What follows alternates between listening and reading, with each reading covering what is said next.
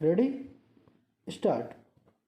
यह न केवल विचित्र है बल्कि हास्यास्पद भी कि दिल्ली में नेताजी सुभाष चंद्र बोस की प्रतिमा स्थापित करने के केंद्र सरकार के निर्णय को बंगाल की मुख्यमंत्री ममता बनर्जी संकीर्ण नज़रिए से देख रही हैं। जिस फैसले पर उन्हें खुश होना चाहिए उस पर उन्होंने मीन मेख निकालना बेहतर समझा।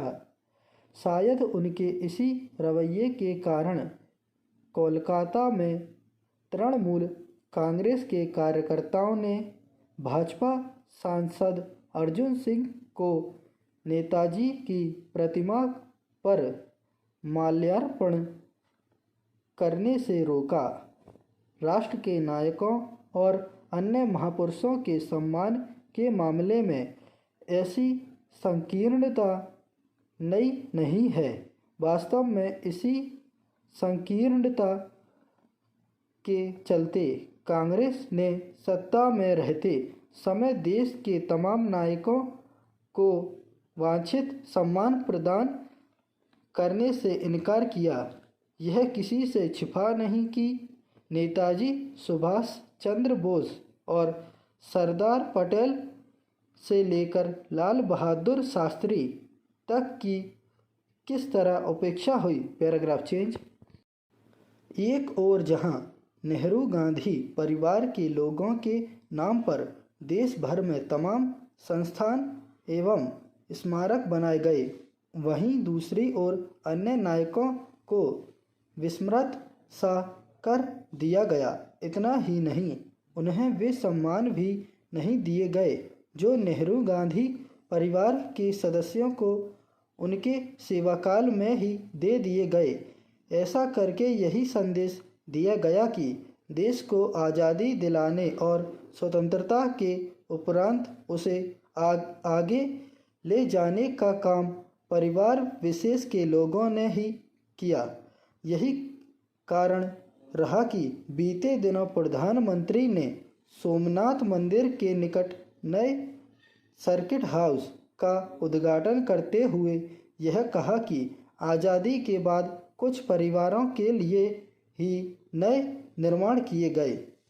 उन्होंने यह भी कहा कि उनकी सरकार ने देश को इस संकुचित सोच से बाहर निकाला। यह एक तथ्य है कि पिछले 7 वर्षों में इस दिशा में अनेक काम किए गए हैं और इस क्रम में भूले बिसरे नायकों को यथोचित सम्मान प्रदान किया गया है। इसी कड़ी में इंडिया गेट पर नेताजी की प्रतिमा स्थापित होने जा रही है। यह प्रतिमा उस स्थल पर स्थापित होगी जहां जॉर्ज पंचम की प्रतिमा थी और जो आज़ादी के बाद भी लंबे समय तक लगी रही।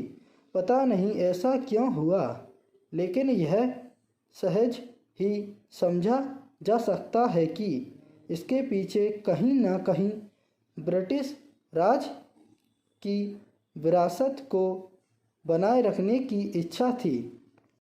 क्या यह अजीब नहीं कि जब स्वतंत्रता के उपरांत अपने देश की समृद्ध विरासत को सहेजने के साथ उसे मान दिया जाना चाहिए था, तब देश को गुलाम बनाए रखने वालों की विरासत को कायम रखा गया।